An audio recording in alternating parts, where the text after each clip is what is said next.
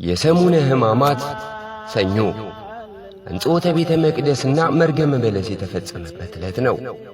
የሆሳዕና ዕለት ቢታንያ ያድራል። በማግስቱም ከቢታንያ ሲወጣ ተራበ። ቅጠል ያላትንም በለስ ከሩቅ አይቶ ወደ በለሲቱም ቀረበ። ነገር ግን ከቅጠል በቀር አንዳችም ፍሬ አላገኘባትም። ካሁን ጀምሮ ማንም ከአንቺ ፍሬ አይብላ ብሎም ረገማት። በለስ የተባለች ቤተ እስራኤል ናት።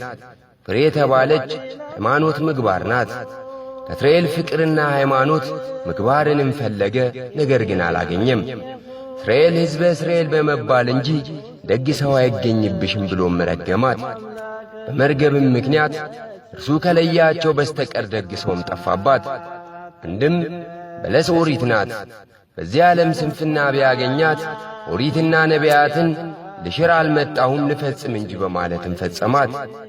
ጸበለስም ፍሬ ባንቺ አይሁን አላት። አንድም በለስ ኀጢአት ናት።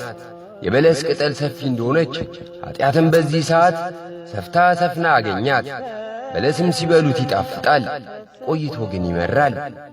ኀጢአትም ሲሰሩት ደስ ደስ ያሰኛል፣ ኋላ ግን ያሳዝናል። ወደ እርሷም ሂዶ ማለትም ከኀጣን ጋር ዋለ። ኀጥእ ከመባል በቀር አንደበቱ ሐሰት በሰውነቱ ክፋት እንዳልተገኘበት ለማመላከት ፍሬ አላገኘበትም አለ። አንቺ ፍሬ አይገኝም የሚለው በኀጢአት ፍዳ ተይዞ የሚቀር አይኑር ለማለት ነው። ስትረገም ፈጥኖ መድረቋም በአዳም ምክንያት ያገኘንን ዕዳ በደል በእርሱ ካሳነት እንዳጠፋልንም ለመግለጽ ነው። ከዚህ በኋላ ወደ ቤተ መቅደስም ሄደ።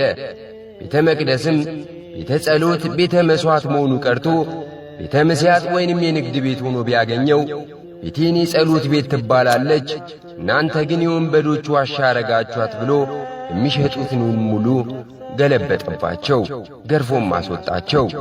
ይህም የሚያሳየው ማደሪያው ቤቱ የነበረ የአዳም ልጆች ኀጢአት ሰፍኖብን ስንኖር ቢያገኘን ኀጢአታችን ሁሉ እንዳራቀልን የሚገልጽ ነው። በሰሙነ ሕማማት ካህናት ምእመናንም በቅድስት ቤተ ክርስቲያን ተገኝተው ወዛቸው ጠብ እስኪል ድረስ በነግህ በሰልስት በስድስት ሰዓት በተሰዓቱ ሰዓት መላልሰው ሲሰግዱና ሲጸልዩ ይሰነብታሉ።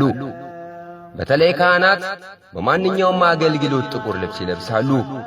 ምክንያቱም የደረሰበትን መከራ ሐዘኑንና 5500 ዘመን የሰው ልጅ በጨለማ ሕይወት ይኖር እንደነበረም ለማለት